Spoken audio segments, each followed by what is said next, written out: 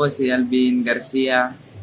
Serious lang po ako na bakit yung iglesia hindi kumakain ng dugo.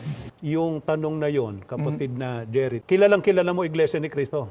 Talagang kahit mga kaiba yun natin sa pananampalataya, alam nila, pag Iglesia ni Cristo, hindi kakain ng anumang bagay na may halong dugo. Bakit nga ba ipinagbabawal yan sa mga Iglesia ni Cristo?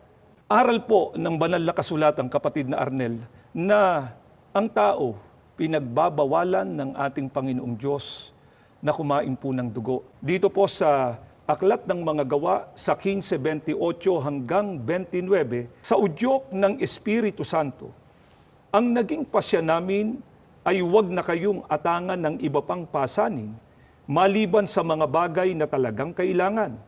Huwag kayong kakain ng anumang inihandog sa mga Diyos-Diyusan, ng dugo at ng hayop na binigti.